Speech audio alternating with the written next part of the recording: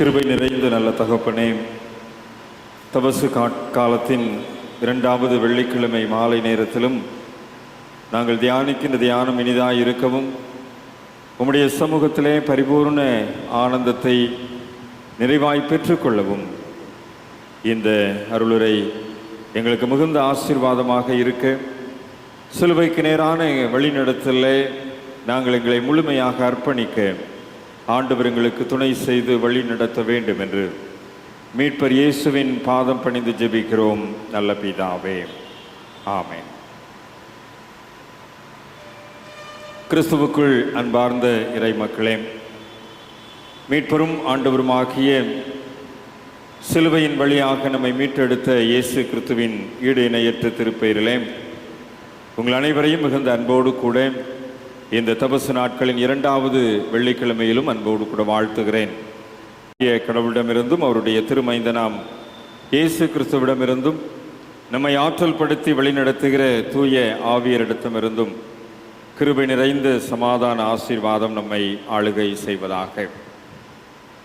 திருமறையில் விலங்குகள் என்கின்ற ஒரு தொடர் சிந்தனையிலே இந்த நாளில் நீங்கள் அறிந்தபடி திருமறையில் இருக்கின்ற மான்களை குறித்து தியானிக்க நாம் அழைக்கப்படுகின்றோம். யோபுவின் புஸ்தகத்திலே யோபுவினிடத்திலே ஒரு உரையாடலிலே வெளிப்படுகின்ற ஒரு காரியம், இந்த மான்கள் ஈனுகின்ற காலத்தை பற்றி அறிந்து கொள்வதை குறித்து ஒரு உரையாடல் அமைந்திருக்கும். அப்படியானால் இந்த விலங்குகளுக்கென்று ஒரு உலகம் உள்ளது என்பதை குறித்து ஒரு சிந்தனை திருமறையிலே பதிவு செய்யப்பட்டிருக்கிறது என்பதை புரிந்து கொள்ள முடிகின்றது. விலங்குகளின் உலகத்திலே நாமும் நம்மை இணைத்து கொள்வதற்கு இந்த வகை தியானங்கள் நமக்கு துணையாக இருக்கும். ஒவ்வொரு விலங்கினுடைய தனித்தன்மையும் நம்முடைய தனித்தன்மையோடு இணைத்து நம்முடைய ஆன்மீக வாழ்வின் முன்னேற்றத்திற்கு அவைகளை நாம் சற்று நிதானித்து பார்த்து கொள்ளவும் நமக்கு துணையாக இருக்கும். அந்த அடிப்படையில் இந்த 2வது வாரத்தில் மான்களை குறித்து தியானிக்க உங்களை அன்போடு கூட அழைக்கிறேன். நாம் படிக்க கேட்ட திருமறை பகுதியும் அதை நமக்கு எடுத்து காட்டுகின்றது. இதுவும் பாலூட்டி வகையை சார்ந்த ஒரு விலங்கு என்பதை அறிந்திருக்கின்றோம். இலைத்தழைகளை உண்ணுகின்ற இலையுண்ணி விலங்கு என்றும் இது அழைக்கப்படுகின்றது. ஆடு மாடுகளைப் போல அசை போடுகின்ற வகையை சார்ந்த ஒரு விலங்கு என்பதும் நாம் அறிந்திருக்கின்றோம். இந்த விலங்கு காட்டு விலங்குகளின் வரிசையிலே அமைந்திருக்கின்றது. இரட்டைப்படை குளம்புகள் வரிசையை கொண்ட காட்டு விலங்கு என்று இது அழைக்கப்படுகின்றது. ஆஸ்திரேலியா, அண்டார்டிகா பகுதிகளை தவிர மற்ற எல்லா இடங்களிலேயுமே இந்த மான்களில் வாழ்வதாக புவியியல் குறிப்புகள் சொல்லுகின்றது. பார்ப்பதற்கு சாதுவாக இருக்கக்கூடிய ஒரு வனவிலங்கு. இந்திய தேசத்திலேயும் இந்த விலங்குகள் வாழ்ந்து கொண்டிருக்கின்றது. கனடா, சைபீரியா பகுதிகளிலே உலகிலேயே மிகப்பெரிய உயர்ந்த ரகமான மான் இன வகைகள் வாழ்ந்து வருவதாக சொல்லப்படுகின்றது. இந்த மான்களிலேயுமே ஆண் மான், பெண் மான் என்கின்ற பிரிவுகள் உண்டு. இந்த ஆண் மான் தான் கொம்புகளோடு கூட இருக்கக்கூடிய ஒரு மிருகம். கொம்புகள் வைத்திருந்தால் அது ஆண் மான் என்று அழைக்கப்படுகிறது. அது கலைமான் என்று அழைக்கப்படும். அதாவது இந்த கொம்புகள் கிளை போல இருப்பதினாலே அது கலைமான் என்று அழைக்கப்படுகின்றது.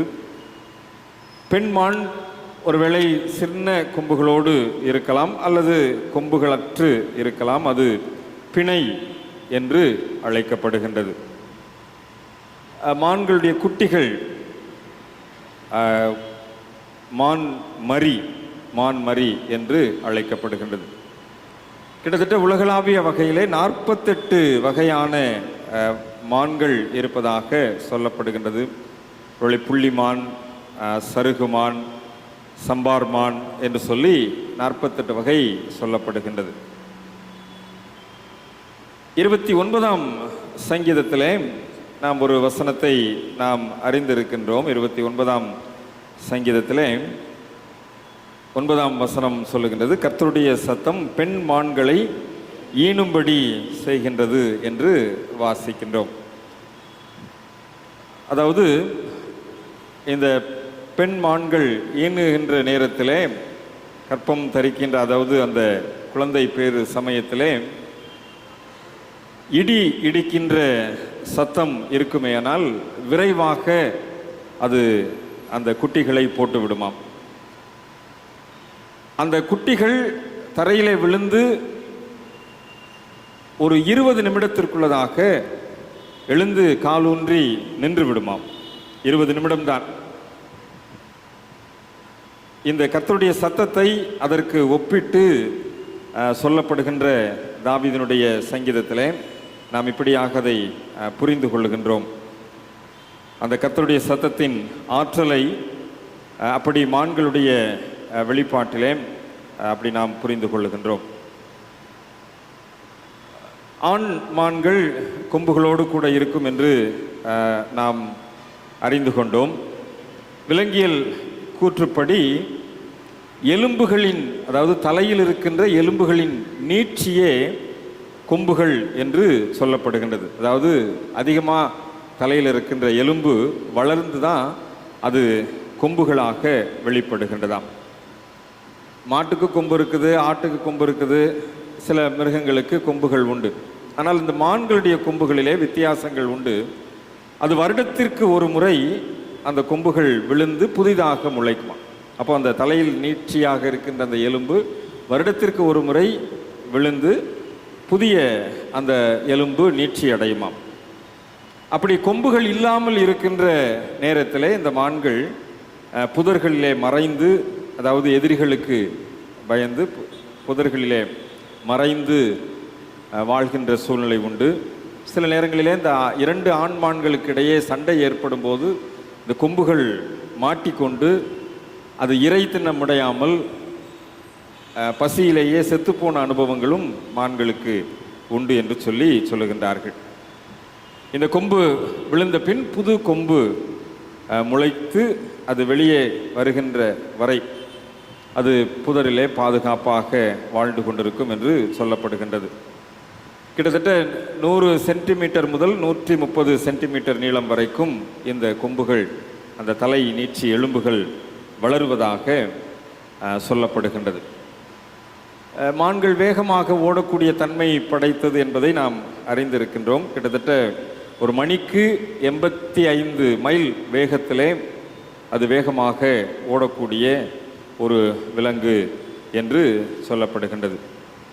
பொதுவாக மான்கள் 20 வருடத்திற்கு மேல் 30 வருடம் வரைக்கும் உயிர் வாழக்கூடிய தன்மை படைத்தது.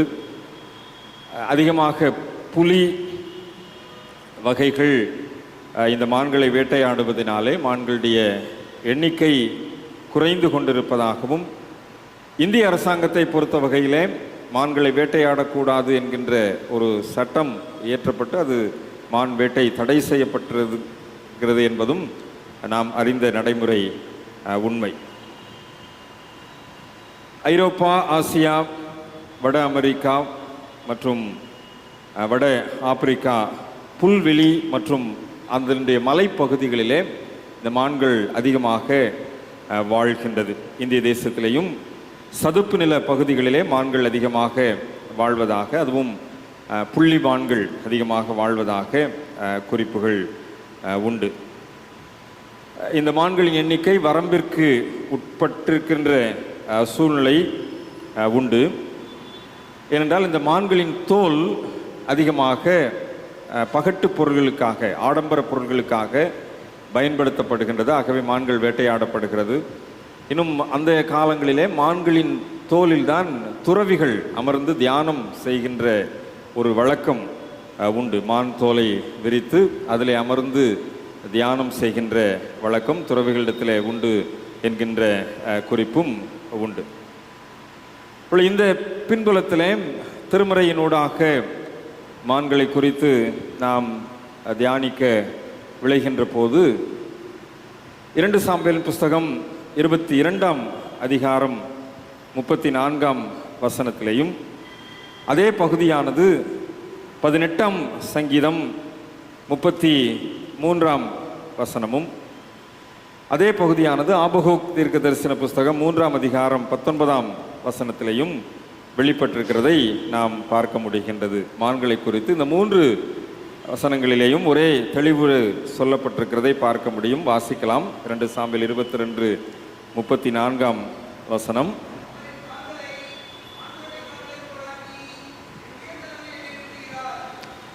பதினெட்டாம் சங்கீதத்திலேயும் 33ஆம் வசனத்தில் நாம் அதைத்தான் பார்க்கிறோம். அவரின் கால்களை மான்களுடைய கால்களை போலாக்கி என்னுடைய உயர்தலங்களிலே என்னை நிறுத்துகிறார் என்று சொல்லி, இந்த மான்களுடைய கால்கள் மெல்லியதாக ஆனால் உறுதியுடன் கூடியதாக, அதே நேரத்தில் வலிமை வாய்ந்ததாகவும் இருக்கக்கூடியது. மெல்லியதாக இருக்கும், வலிமை வாய்ந்ததாக, உறுதியுடைய தன்மையோடு கூட இருக்கும். கரடு முரடான மலைப்பாங்குகளிலே, அந்த மலை பிரதேசங்களிலே மிகவும் சாதாரணமாக, அதே நேரத்தில் சாதுரியமாக, வேகமாக பயணத்தை மேற்கொள்ளக்கூடிய ஒரு தன்மை இந்த மான்களின் கால்களுக்கு உண்டு. அது வேகமாக போகின்ற போது குதித்து தாண்டி ஓடுகின்ற ஒரு சூழ்நிலையும் உண்டு. இதை முதல்லையே சொன்னேன், இரட்டைப்படை குழம்பிகள் இதனுடைய கால்களிலே உண்டு. அந்த குழம்பு பகுதி, கால்களின் கீழ்ப்பகுதி இருக்கும் என்று சொல்லி, அந்த தன்மையானது கரடுமுரடான மலை பகுதிகளிலே அது மிகவும் சாதுரியமாய், அதே நேரத்தில் விழுந்து விடாமல் வேகமாக குதித்து ஓடுவதற்குரிய தன்மை படைத்தது என்று சொல்லப்படுகின்றது. இந்த திருமறையிலே நாம் காண்கின்ற வசனம் அதைத்தான் நமக்கு சுட்டி காட்டுகின்றது. மான்களின் கால்களைப் போல ஆண்டவர் நம்முடைய கால்களை உறுதிப்படுத்துகிறார் என்று சொல்லி, உயர் தலங்களிலே என்னை நிறுத்துகிறார் என்று சொல்லப்பட்டிருக்கிறது. ஒருவேளை இந்த பாடல், தாவீது பாடின இந்த பாடல் 2 சாமுவேல் புஸ்தகத்திலையும் இந்த 18ஆம் சங்கீதத்திலையும் நாம் பார்க்கின்ற போது, ஒரு மான் எப்படிப்பட்ட இந்த தன்மையோடு கூட அது துள்ளி குதித்து ஓடி செல்கின்றதோ, அதுபோல ஒரு தன்மையோடு கூட ஆண்டவர் தன்னை வழி நடத்துகின்ற ஒரு புரிந்து கொள்ளுதலை வெளிப்படுத்துகின்ற வார்த்தையாக இது அமைந்திருக்கின்றது. இந்த இடத்துல, இந்த வசனத்தில் கடவுளுடைய தன்மையை குறித்ததான ஒரு புரிந்து கொள்ளுதல் அங்கே வெளிப்படுகின்றது. ஆபத்து காலத்தில் பாதுகாப்பான ஒரு கேடகமாய் மாத்திரமல்ல, ஒளித்து கொள்ளக்கூடிய ஒரு கண்மலையாகவும் ஆண்டவர் இருக்கின்றார் என்கின்ற ஒரு புரிந்து கொள்ளுதல் இதிலே வெளிப்படுவதாக இந்த சங்கீத பகுதியிலே நாம் புரிந்து கொள்ள முடிகின்றது. அதற்கு முந்தின 18ஆம் சங்கீதத்திலே 29ஆம் 30ஆம் வசனங்களெல்லாம் பார்ப்பென்று சொன்னால், உம்மாலே நான் ஒரு சேனைக்குள் பாய்ந்து போவேன், என் தேவனாலே ஒரு மதிலை தாண்டுவேன், கர்த்தருடைய வசனம் புடமிடப்பட்டது, தம்மை நம்புகிற அனைவருக்கும் அவர் கேடகமாயிருக்கிறார் என்று சொல்லி, ஆண்டவர் எனக்கு கேடகமாக இருக்கின்ற ஒரு தன்மை. அது மாத்திரமல்ல, அவராலே, அவருடைய வார்த்தையாலே, அவருடைய செயல்பாடுகளாலே ஒரு சேனைக்குள் பாய்ந்து செல்லக்கூடிய ஒரு ஆற்றல் எனக்கு கிடைக்கிறது என்று சொல்லி, கடவுளுடைய தன்மையை உள்வாங்கி கடவுளுடைய தன்மையை புரிந்து கொண்டு வெளிப்படுத்துகின்ற ஒரு வார்த்தையாக இந்த பகுதியானது சொல்லப்பட்டிருக்கின்றது. அப்படியானால் ஆண்டவர் நம்மை பலப்படுத்துகின்றவராக, நம்முடைய வாழ்வின் போராட்டங்களுக்கு நம்மை தப்புவிக்கின்ற ஆண்டவராக நம்மோடு கூட உடன் பயணிக்கின்றதை புரிந்து கொள்ள முடிகின்றது. ஒருவேளை எப்பொழுதுமே நாம் ஒளிந்து கொள்ளக்கூடிய தன்மையை நமக்கு கொடுக்கின்ற ஆண்டவராக மாத்திரமல்ல, ஒருவேளை வியாதிகள், போராட்டங்கள், பிரச்சனைகள் வருகின்ற போது அதிலே போராடி மேற்கொள்ளக்கூடிய தன்மையை கொடுக்கின்ற ஆண்டவராக இருக்கின்றார் என்பதுதான் இந்த பின்புலத்திலே நமக்கு வெளிப்படுத்தப்படுகின்ற ஒரு காரியம். ஆண்டவர் போராட்டங்கள் வருகின்ற போது, அல்லது பிரச்சனைகள் வருகின்ற போது, அல்லது நமக்கு அநீதிகள் நடக்கின்ற போது அவைகளை எதிரிட்டு போரிட்டு வெற்றி பெறுகின்ற ஒரு ஆற்றலை தருகின்றவர் என்கின்ற ஒரு தன்மையும் இங்கே இருக்கின்றது. ஆக கடவுளுடைய தன்மையை இந்த மான்களின் கால்களோடு கூட ஒப்பிட்டு புரிந்து கொள்ளுகின்ற தாவீதரசன் இந்த கடவுள் தன்னை எப்படியெல்லாம் வழி நடத்தினார், ஒருவேளை ஒரு சின்ன மேய்ப்பனாக இருந்த தன்னை, காட்டு மிருகங்களோடு கூட வாழ்ந்த தன்னை அரசனாக அபிஷேகம் பண்ணுகின்ற போது குடும்பத்திலே பெரியவர்கள் மத்தியிலே, பெற்றோர் மத்தியிலே அபிஷேகம் பண்ணின சூழ்நிலையிலே, அரசனான பிற்பாடும் சவுலின் மூலமாக ஏற்பட்ட துன்புறுத்தல்களின் சூழ்நிலை, அரசனாக அவர் ராஜரீகம் பண்ணுகின்ற போதும் பெலிஸ்தர் மூலமாக ஏற்பட்ட பல்வேறு விதமான அச்சுறுத்தல்கள், ஆக இவைகளிலெல்லாம் தன்னுடைய ஆண்டவர் எப்படியெல்லாம் தன்னை வழிநடத்தி இருக்கின்றார். ஒருவேளை அவர் வெற்றி சிறக்க பண்ணுகின்ற போது எனக்கு அவர் கேடகமாக மாத்திரமல்ல, அந்த வெற்றியை பெற்றுக்கொள்வதற்குரிய போராட்டங்களிலே என்னை பலப்படுத்துகின்ற ஆண்டவராகவும் இருக்கின்றார் என்கின்ற புரிந்து கொள்ளுதலோடு இந்த மான்களின் கால்களை இந்த சங்கீதத்திலே பயன்படுத்தி இருக்கின்றதை நாம் புரிந்து கொள்ள முடிகின்றது.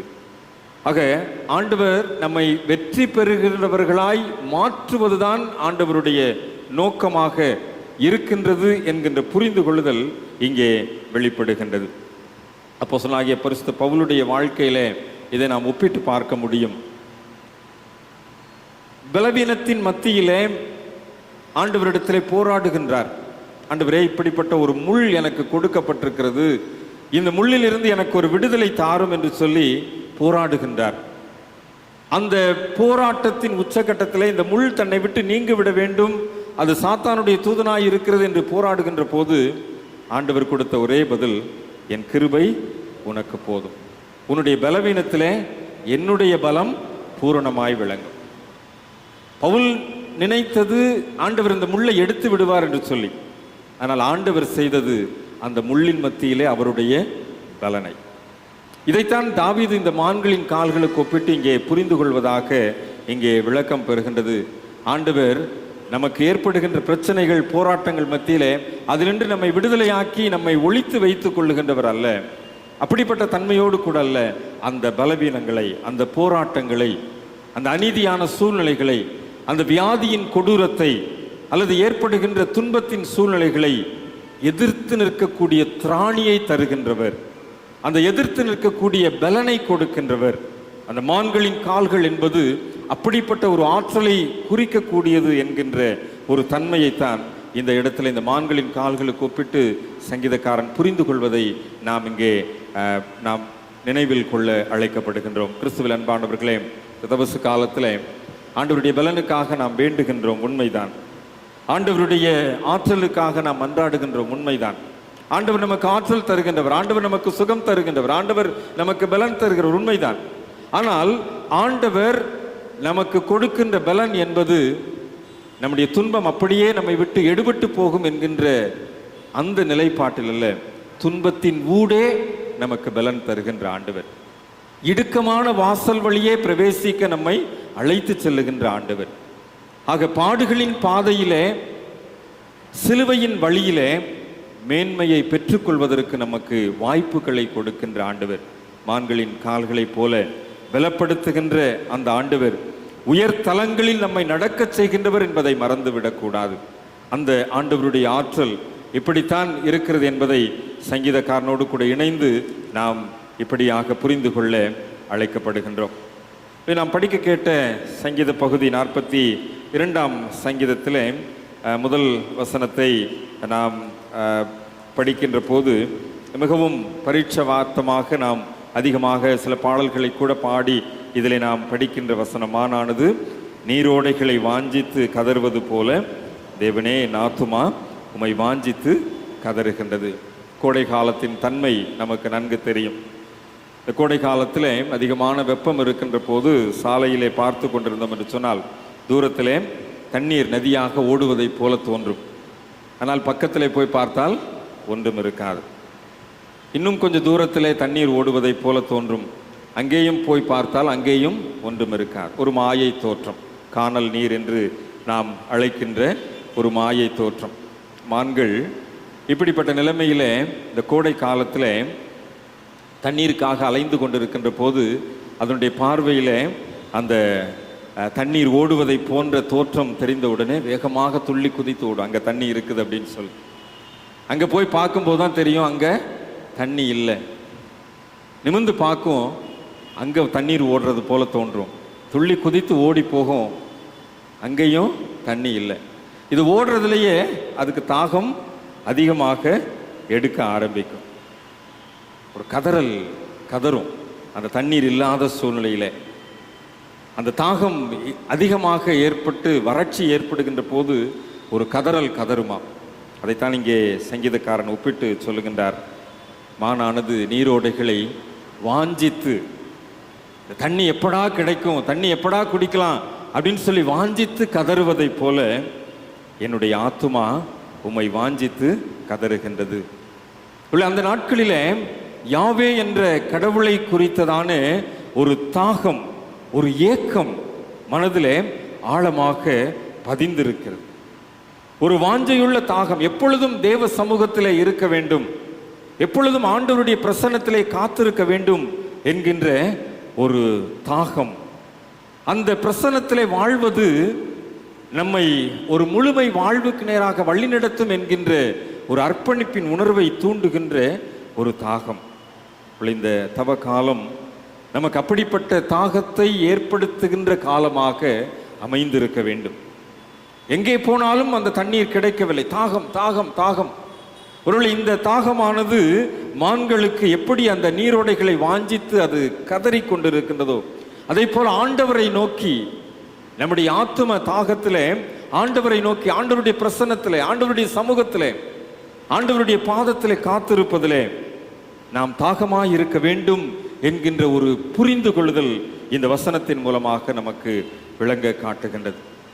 இந்த புரிந்து கொள்ளுதலிலே நாம் எப்படி அந்த மான் தண்ணீருக்காக அலைந்து அலைந்து அலைந்து அலைந்து தாகத்தோடு கூட அலைந்து சென்றாலும் அந்த வாஞ்சையோடு கூட கதறுகின்றது, அதுபோல ஆண்டவருடைய சமூகத்திலே திரும்ப திரும்ப திரும்ப நாம் காத்திருக்கக்கூடியவர்களாய், ஆண்டவருடைய சமூகத்திலே நாம் அதிகமாய் நேரத்தை செலவிடக்கூடியவர்களாய் இருக்க வேண்டும் என்பது இந்த இடத்திலே ஒரு புரிந்து கொள்ளுதலாய் இருக்கிறது. இந்த 42ஆம் சங்கீதம் நமக்கு அதைத்தான் கற்றுக் கொடுக்கின்றது. 2ஆம் வசனத்திலே பார்க்கிறோம், என் ஆத்துமா தேவன் மேல், ஜீவனுள்ள தேவன் மேலேயே தாகமாய் இருக்கிறது. சங்கீதக்காரன் சொல்லுகிறார், நான் எப்பொழுது தேவனுடைய சன்னதியில் வந்து நிற்பேன், எப்போ ஆலயத்துக்கு போவேன், எப்போ ஆண்டவருடைய சன்னிதானத்துக்கு போவேன், எப்போ ஆலய மணி அடிக்கும், எப்போ ஆலய கதவு திறக்கும். சங்கீதக்காரன் இங்கே சொல்லுகின்றான், அந்த விதமான ஒரு தாகம், அந்த விதமான ஒரு வாஞ்சை,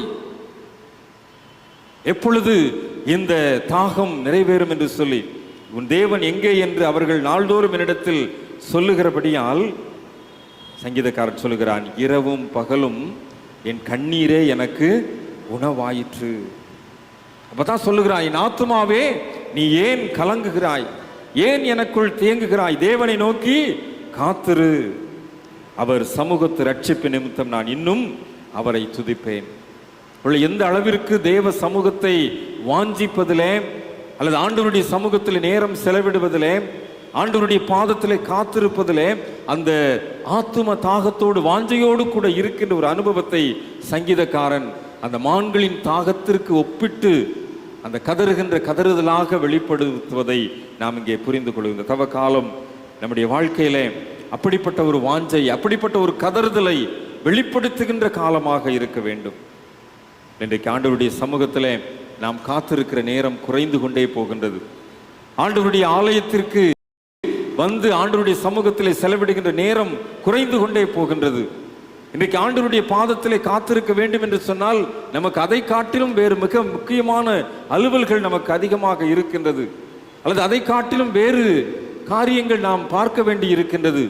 ஆகவே இன்றைக்கு ஆண்டவருடைய சமூகத்திலே நம்மால் நேரத்தை செலவிட முடியவில்லை. இந்த மான்கள் எப்படி இந்த நீரோடையை வாஞ்சித்து கதறிக்கொண்டிருக்கிறதோ அதுபோல என்னுடைய ஆத்துமா ஆண்டவரை நோக்கி கதறுவதிலே நான் இன்றைக்கு குறைவுபட்டிருக்கிறேன். அதை உணர்வதற்கு ஆண்டவர் இந்த வசனத்தை நமக்கு முன் குறித்து கொடுத்திருக்கின்றார். நாம் ஆண்டவருடைய சமூகத்தில் காத்திருக்கிற நேரம் குறைவு என்று சொன்னால் இந்த தவ காலத்தில் நம்மை நாமே சற்று சீர்படுத்திக் கொள்வோம். தேவ சமூகத்திலே காத்திருக்கின்ற அந்த அனுபவம் 2ஆம் வசனம் சொல்வதைப் போல தேவன் மேலேயே தாகமாய் இருக்கின்ற ஒரு அனுபவத்தை நாம் வளர்த்து கொள்வதற்கு அழைக்கப்படுகின்றோம். லூக்கா 2ஆம் அதிகாரத்தில் 37ஆம் வசனத்தில் ஒரு பெண்மணியை குறித்து சொல்லப்பட்டிருக்கிறது. தேவாலயத்தை விட்டு நீங்காதிருந்தாள் என்று சொல்லி. யார் அந்த பெண்? 84 வயது நிறைந்த அன்னாள் என்ற ஒரு விதவை பெண். இந்த பெண்ணுடைய வாழ்க்கையை நீங்கள் சற்று பார்த்தீங்கன்னு சொன்னால் 7 வருஷம்தான் குடும்ப வாழ்க்கை வாழ்ந்திருக்கிறாங்க. இளம் பிராயத்தில் திருமணம் முடிஞ்சிருக்குது. 7 வருஷம்தான் குடும்ப வாழ்க்கை வாழ்ந்திருக்கிறாங்க. அதுக்கப்புறம் அந்த ஆசீர்வாதம் அவங்களுக்கு இல்லை. ஒரு கைம்பெண்ணாக இருக்கிறாங்க. அவங்களுடைய ஆத்துமா இப்போது தேவ ஆலயத்தில், அந்த வசனம் அப்படித்தான் சொல்லுகிறது, தேவாலயத்தை விட்டு நீங்காதிருந்தாள். தேவ ஆலயத்தை விட்டு நீங்காமல் ஆண்டவருடைய சமூகத்தில் இரவும் பகலும் ஜெபித்து கொண்டிருக்கின்ற, ஆண்டவருடைய சமூகத்தில் காத்திருக்கின்ற, ஆண்டவருடைய பாதத்தில் நேரத்தை செலவிடுகின்ற ஒரு அனுபவத்தை இந்த பெண் 84 வயதாகுது, அப்பையும் ஆண்டவருடைய சமூகத்தில் காத்திருக்கிறாங்க. அதனுடைய விளைவு என்ன தெரியுமா? இயேசுவை பாலகனாக மீட்பராக அந்த இடத்துல கொண்டு வந்த போது அந்த மீட்பரை தரிசிக்கின்ற ஒரு பாக்கியம் இந்த பெண்மணிக்கு கிடைத்தது. சிமியோன் கரங்களில் ஏந்தி என் இரட்சணியத்தை என் கண்கள் கண்டது என்று சொல்லி ஆண்டவரை ஆராதித்த அந்த சூழ்நிலையிலே அதற்கடுத்து இந்த பெண்ணை குறித்தும் சொல்லுகின்றார்கள். அந்த மீட்பை, அந்த இரட்சணியத்தை, அந்த ஆசீர்வாதத்தை காணக்கூடிய, அந்த இயேசுவை தரிசிக்கக்கூடிய ஒரு வாய்ப்பு கிடைத்தது. அவளுடைய குடும்ப வாழ்வு ரொம்ப கொஞ்ச காலம்தான். ஒருவேளை உலக பிரகாரமான ஆசீர்வாதம் அவளுக்கு இல்லை, உண்மைதான். ஆனால் ஆண்டவருடைய சமூகத்தில் ஒரு மிகப்பெரிய ஆசீர்வாதத்தை பெற்றுக்கொள்கிறார். ஆண்டவருடைய பாதத்தில் சொல்ல முடியாத, விவரிக்க முடியாத ஒரு இன்பத்தை சுதந்திரித்துக் கொள்ளுகிறாள். காரணம், தேவ ஆலயத்தை விட்டு நீங்காதிருந்த ஒரு அனுபவம். இந்த தபசு நாட்கள் ஆலயம் திறந்திருக்கின்றது. பெண்கள் தினமும் வந்து ஜெபிக்கிறாங்க. நானும் தினமும் வந்து பார்க்குறேன். 10-12 பேர் தான் வராங்க. அத்தனை பேர் தான் ஓய்வாக இருக்கிறாங்கன்னு நினைக்கிறேன். ஆலயம் திறந்திருக்கிறது. தேவாலயத்தின் மீது வாஞ்சையாய் இருப்பீர்கள் என்று சொன்னால், ஆண்டவருடைய சமூகத்திலே காத்திருப்பதற்கு நீங்கள் வருவீர்கள் என்று சொன்னால், ஆண்டவருடைய பாதத்திலே செலவிடுவதை நீங்கள் சிறமேற்கொண்டு செய்வீர்கள் என்று சொன்னால், அன்றைக்கு அந்த 84 வயது அன்னாள் என்கின்ற விதவை பெண் இயேசுவை தரிசித்ததை போல நீங்களும் தரிசிக்க முடியும் என்பதிலே சந்தேகமில்லை. இது வரலாறு, அது நற்செய்தி. அந்த ஆசீர்வாதத்தை நாமும் பெற்றுக்கொள்ள முடியும் என்பதிலே சந்தேகமில்லை. காரணம், அந்த ஆத்தும தாகம், அந்த ஆலயத்தின் மீது உள்ள வாஞ்சை, தேவன் மேலேயே கொண்டிருக்கின்ற அந்த தாகம், இந்த மான்களினுடைய அந்த வாஞ்சைக்கு ஒப்பிட்டு சொல்லப்படுகிற அந்த கதறுதல் இன்றைக்கு நம்முடைய வாழ்க்கையில ஆலயத்துக்கு போகணும், ஆண்டவருடைய சமூகத்தில் காத்திருக்கணும், ஆண்டவருடைய சமூகத்தில் ஜெபிக்கணும், ஆண்டவருடைய பாதத்தில் நேரம் செலவிடணும்னு சொல்லி அந்த ஒரு தாகம் நமக்கு தேவை என்பதை இந்த இடத்துல நாம் புரிந்து கொள்ள அழைக்கப்படுகின்றோம். கர்த்தருக்கு காத்திருக்கவர்கள் புது பலன் அடைவார்கள். கழுகளைப் போல செட்டைகள் அடித்து உயரம் எழும்புவார்கள். நாம் ஆண்டவருடைய சமூகத்திலே காத்திருக்கிறோம் என்று சொன்னால் ஒரு நாளும் வெட்கப்பட்டு போனதா சரித்திரமே இல்லை. ஆண்டவர் அப்படிப்பட்ட ஆசீர்வாதத்தை நமக்கு வைத்திருக்கின்றதை நாம் இந்த தபசு காலத்திலே புரிந்து கொள்ள அழைக்கப்படுகின்றோம். இன்னொரு வசனத்தை நான் சொல்லுகின்ற நீதிமொழிகளின் புஸ்தகம் 6ஆம் அதிகாரத்திலே 6ஆம் வசனத்தை நீங்கள் வாசிக்கணும். நீதிமொழிகள் 6ஆம் அதிகாரத்திலே 6ஆம் வசனம்.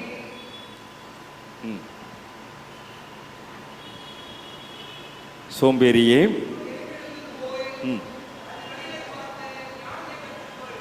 ஞானத்தை கற்றுக்கொள். அதுக்கு முந்தின வசனம் 5ஆம் வசனம் வாசிங்க. வேட்டைக்காரன் கைக்கும் ரைட் தப்புவித்துக்கொள் என்று சொல்லி ஒரு குறிப்பும், அதற்கு அடுத்த வசனத்தில் ஞானத்தை கற்றுக்கொள் என்கின்ற ஒரு குறிப்பும் இங்கே சாலமோன் ஞானி வைக்கின்றார். அந்த தப்புவித்துக்கொள் என்பதில் ஒரு மிருகத்தை சொல்லுகின்ற போது இந்த வெளிமானை குறித்து சொல்லி இருக்கின்றார்.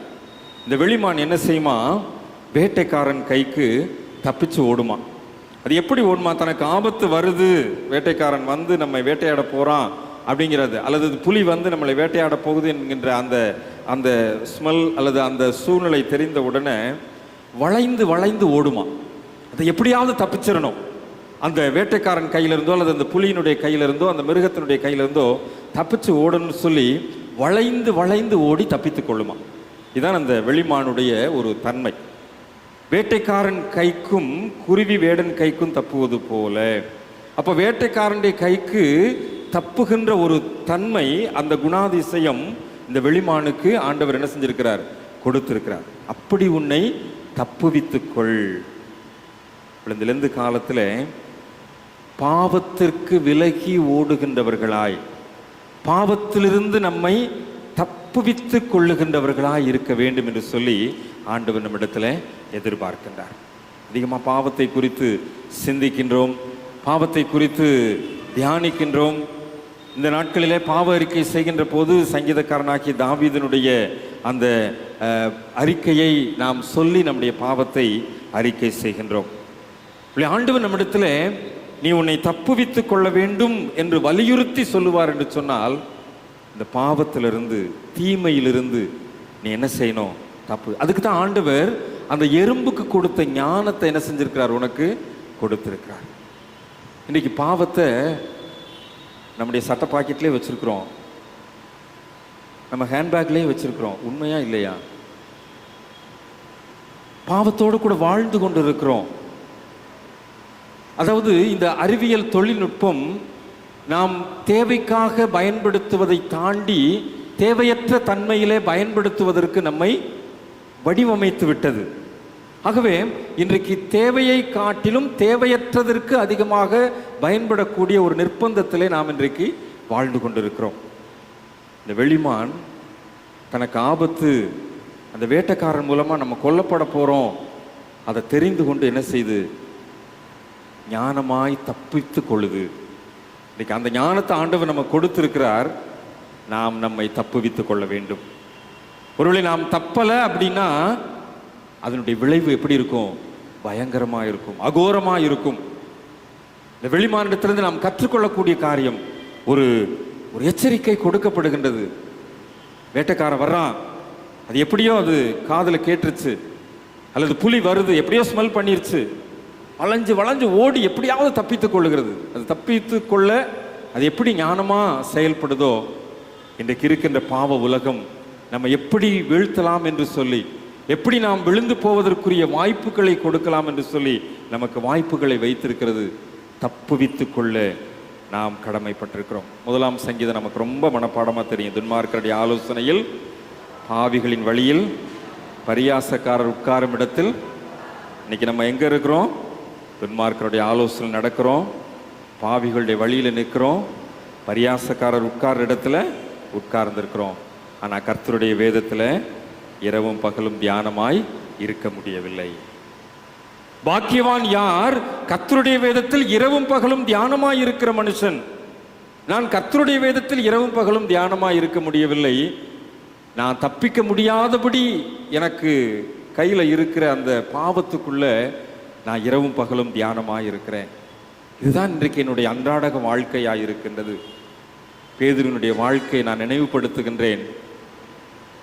பேதுரு இயேசுவை கைது செய்து அழைத்து சென்ற போது எங்கே போய் உட்கார்ந்தான்? இந்த முற்றத்தில் போய் உட்கார்ந்தான். எல்லாரையும் மாதிரி போயிருந்திருக்கலாம். அங்கே போய் உட்கார்ந்தான். உட்கார்ந்த இடத்துல கேட்குறாங்க, குளிர் காஞ்சிக்கிட்டு இருந்தவங்க கேட்குறாங்க, நீ அந்த இயேசுவோட கூட இருந்து தானே? நீ அந்த கல்லேயன் தானே? என்ன பதில் சொன்னான்? எனக்கு தெரியாது, இயேசுவை பற்றி யாருன்னே தெரியாது. கடைசியில் நீங்கள் அந்த மறுதலிப்பை பார்த்தீங்கன்னா, சபிக்கவும் சத்தியம் பண்ணவும் தொடங்கினான் அப்படின்னு இருக்கும். இயேசு யாருன்னே தெரியாதுன்னு சபிச்சுட்டான், இயேசுவை யாருன்னே தெரியாதுன்னு சத்தியம் பண்ணிட்டான். எங்க? பாவிகளுடைய வழியிலே, பரியாசக்காரர் உட்காரும் இடத்திலே உட்கார்ந்தபடியினாலே, தேவையற்ற இடத்திலே அவன் போய் அமர்ந்தபடியினாலே, தேவையில்லாத ஜனங்களோடு கூட உறவு வைத்துக் கொண்டபடியினாலே அவனுடைய வாழ்க்கை இயேசுவை தெரியாது என்று சொல்லக்கூடிய நிர்பந்தம், இயேசுவை தெரியாது என்று சபிக்கக்கூடிய நிர்பந்தம். பேதுருவுக்கே அந்த நிலைமைனா நம்மெல்லாம் மிக சாதாரணமானவர்கள், நம்மெல்லாம் மிக சாதாரணமானவர்கள். இன்னைக்கு அந்த வெளிமான் எப்படி வேட்டைக்காரனுடைய கைக்கு தப்புவித்துக் கொள்ளுதோ அதுபோல தப்புவித்துக் கொள்வதற்குரிய வாய்ப்புகளை ஆண்டவர் இந்த லெந்து காலத்தில் நமக்கு கொடுத்து இருக்கின்றார். நீ உன்னை தப்புவித்துக் கொள்வதற்கு இந்த திருவிருந்து ஆராதனையின் மூலமாய், இந்த தவ காலத்தின் ஜெபங்களின் மூலமாய் ஆண்டவர் ஒரு வாய்ப்பை கொடுக்கிறார் என்று சொன்னால், இந்த வாய்ப்பை சரியாய் பயன்படுத்திக் கொள்வோம் என்று சொன்னால், ஞானத்தை நாம் சரியாக வைத்து அந்த எறும்பை போல ஞானமாய் நாம் நடந்து கொள்வோம் என்று சொன்னால், இந்த லெந்து காலத்திலே ஆண்டவர் நம்மை ஒரு பாதுகாப்பான முழுமை வாழ்வுக்கு நேராக அழைத்து செல்ல முடியும். ஒரு பாதுகாப்பான பாவத்துக்கு விலகி ஓடுகின்றவனாய், தீமைக்கு பயந்து ஓடுகின்றவனாய், தீமையை விட்டு தூரமாய் நிற்கின்றவனாய் நாம் இருப்பேன் என்று சொன்னால் ஆண்டவர் என்னை பாதுகாத்து கொள்ள முடியும். அந்த வெளிமானுக்கு ஆண்டவர் அந்த ஞானத்தை கொடுத்திருந்தார். இன்றைக்கு நமக்கும் அந்த ஞானம் கொடுக்கப்பட்டிருக்கிறது. ஞானத்தை சரியாய் பயன்படுத்தி கொள்ள ஆண்டவர் இந்த லெந்து காலத்தை நமக்கு கொடுத்திருக்கிறார். ஒரே ஒரு காரியத்தை மாத்திரம் நான் சொல்லி முடிக்கிறேன். ஆண்டவர் இயேசு கிறிஸ்து லூக்கா 4ஆம் அதிகாரத்தில் நாசரேத்து அறிக்கை என்று சொல்லி ஒரு அறிக்கை சொல்லப்பட்டிருக்கிறது.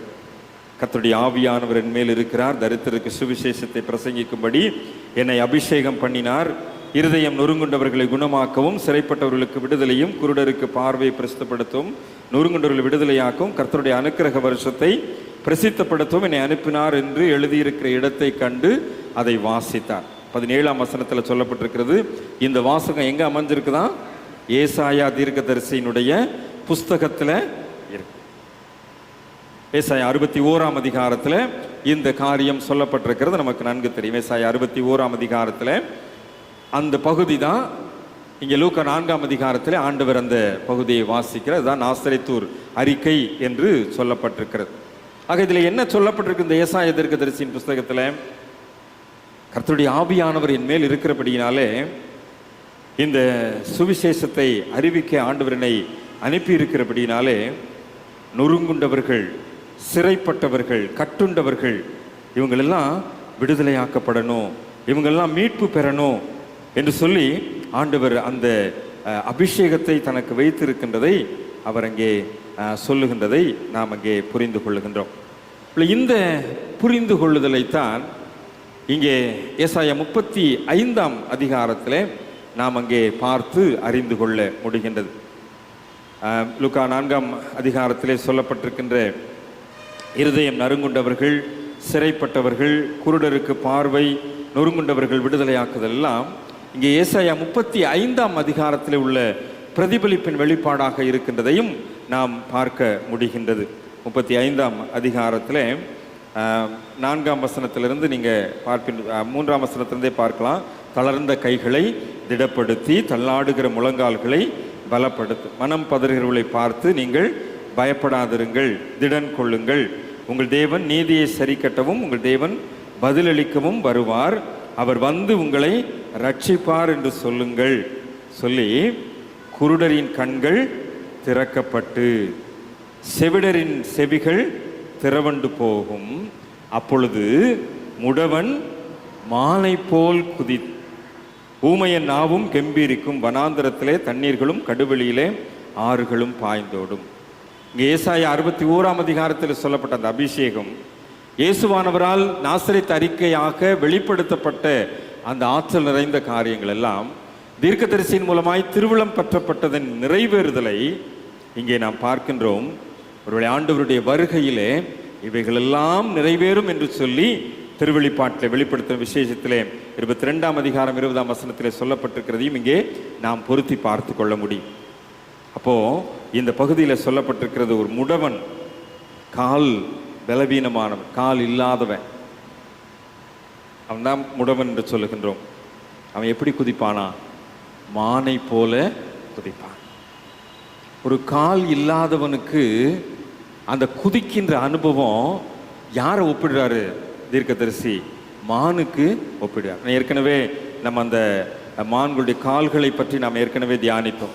இந்த மான்களின் கால்கள் எப்படியெல்லாம் அந்த சாதுரியமாக மிகவும் நுணுக்கமாக குதித்து துள்ளி குதித்து ஓடும் என்று சொல்லி, ஒரு முடவனுக்கு அப்படிப்பட்ட ஒரு வாழ்க்கை கிடைக்கும்.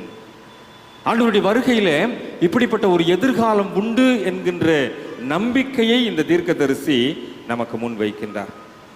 கிறிஸ்துவுக்குள் அன்பானவர்களே, இந்த லெந்து காலத்தில், இந்த தபசு நாட்களிலே இதை தியானிக்கின்ற நம்முடைய வாழ்க்கையில ஒருவேளை இருதயம் நறுங்குண்டவர்களாய் அல்லது விடுதலைக்காக ஏங்கி தவிக்கின்றவர்களாய், நம்முடைய வாழ்க்கை முடமாகி போன சூழ்நிலையிலே அல்லது விழி இழந்த சூழ்நிலையிலே வாழக்கூடியவர்களாய் நாம் ஒருவேளை இருப்போமேயானால், மான்களுக்கு ஒப்பிட்டு அந்த பலனை கொடுக்கின்ற ஆண்டவர் நமக்கும் இந்த லெந்து காலத்திலே ஆண்டவருடைய வார்த்தையை கேட்டு நாம் நம்மை அர்ப்பணிக்கின்ற போது நமக்கும் அப்படிப்பட்ட எதிர்காலத்தை அவருடைய வருகையின் மூலமாய் நமக்கு உறுதிப்படுத்துகின்றதை நாம் புரிந்து கொள்ள அழைக்கப்படுகின்றோம். ஒரு முடவன் மானை போல குதித்து எழும்புகின்ற அனுபவம் அப்போஸ்தலர் நடவடிக்கைகள் புஸ்தகம் 3ஆம் அதிகாரத்திலே பேதுருவும் யோவானும் அலங்கார வாசலண்டையிலே கிடந்த முடவனை இயேசுவின் நாமத்தினாலே எழுந்து நட என்று சொன்ன போது அவன் என்ன செஞ்சான்? துள்ளி குதித்து ஆலயத்துக்குள்ள ஓடுனான். அது அங்கே நிறைவேறினது. ஆதி திருச்சபையில் நிறைவேற்றம் அடைந்தது.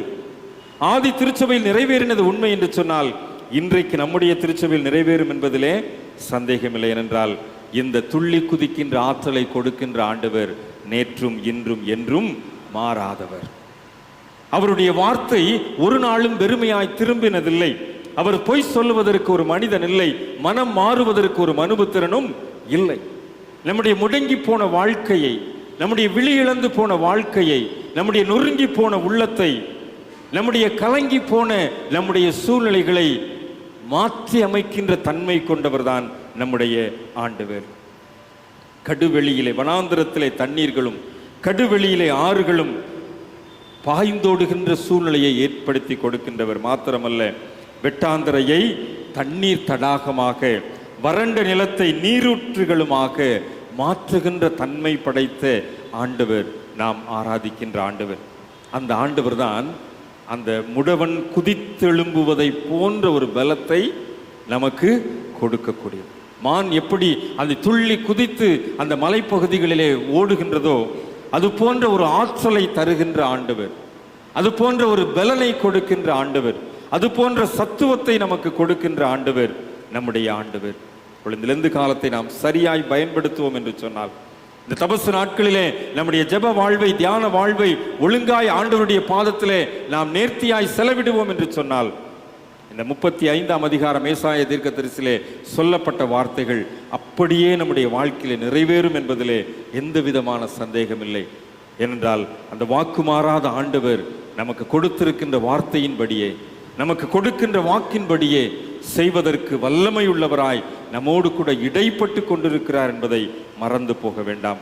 அந்த ஆண்டவருடைய ஆற்றலை சுதந்திரித்து கொண்டவர்களாய், பெற்றுக்கொண்டவர்களாய், முடவன் எப்படி துள்ளி குதிக்கின்றானோ அது போன்ற அனுபவத்தை பெற்றுக்கொண்டவர்களாய் ஆண்டவருடைய ஆசீர்வாதத்தை சுதந்திரித்துக் கொள்வோம். ஒருவேளை இந்த மான்களின் வாழ்க்கையில், அந்த மான்களின் உலகத்திலே பல்வேறு திருமறை அனுபவங்களினூடாய் நம்மை தெளிவுபடுத்தின ஆண்டவர் நம்மை தொடர்ந்து நீதியின் பாதையிலே வழி நடத்தி இந்த ஏசாயா 35ஆம் அதிகாரத்திலே நாம் காண்கின்ற ஒரு மிக பிரகாசமான எதிர்காலத்தை நம்முடைய திருச்சபை மக்களுக்கு தந்து ஆற்றல் படுத்தி ஆசீர்வதிப்பாராக. தலைகளை தாழ்த்தி ஜெபம் செய்வோம். கிருபை நிறைந்த நல்ல தகப்பனே, நீர் எங்களுக்கு கற்றுக் கொடுத்த காரியங்களுக்காக உமக்கு நன்றி செலுத்துகிறோம் சுவாமி. மான்களின் கால்களைப் போல பலப்படுத்துகின்ற ஆண்டவர், நீரோடைகளை வாஞ்சித்து கதறுகின்ற மான்களைப் போல நாங்களும் தாகமாய் இருக்க வேண்டும் என்று சொல்லி எங்களுக்கு கற்றுக் கொடுத்திருக்கின்ற ஆண்டவர், தீமையை விட்டு விலகி ஓட வேண்டும் என்று வெளிமானை முன் வைத்து எங்களுக்கு நிதானிப்பையும் ஞானத்தையும் தந்திருக்கின்ற ஆண்டவர். ஆண்டவரே, இந்த முடவன் துள்ளி குதித்தது உண்மை என்று சொன்னால், இந்த வார்த்தைகளை தியானித்த எங்களுடைய வாழ்க்கையில் எங்களுடைய குருட்டாட்டுத்தனத்தை மாற்றுவீராக, எங்களுடைய வெட்டாந்தரையை மாற்றுவீராக, எங்களுடைய வறண்ட நிலத்தை மாற்றுவீராக, எங்களுடைய நொறுங்கி போன உள்ளங்களை மாற்றுவீராக, எங்களுடைய இருதயத்தின் பலவீனங்களை கர்த்தர் மாற்றுவீராக சுவாமி. இன்றைக்கு யாரெல்லாம் அப்படிப்பட்ட வாஞ்சையோடு கூட உம்முடைய சமூகத்திலே கதறி கொண்டிருக்கின்றார்களோ, அப்படிப்பட்ட வாஞ்சையோடு கூட உம்முடைய சமூகத்திலே ஜெபித்து கொண்டிருக்கிறார்களோ, இந்த 84 வயது அன்னாளுக்கு இயேசுவை தரிசனமாய் தந்த ஆண்டவர் இன்றைக்கு உம்முடைய தரிசனத்தின் மூலமாய் எங்களுடைய வாழ்க்கையிலே ஒரு பிரகாசமான எதிர்காலத்தை கொடுத்து எங்களை ஆற்றல் படுத்தி வழி நடத்த வேண்டும் என்று இயேசு ஆண்டவரின் வழியாய் ஜெபிக்கிறோம் நல்ல பிதாவே. ஆமேன், ஆமேன்.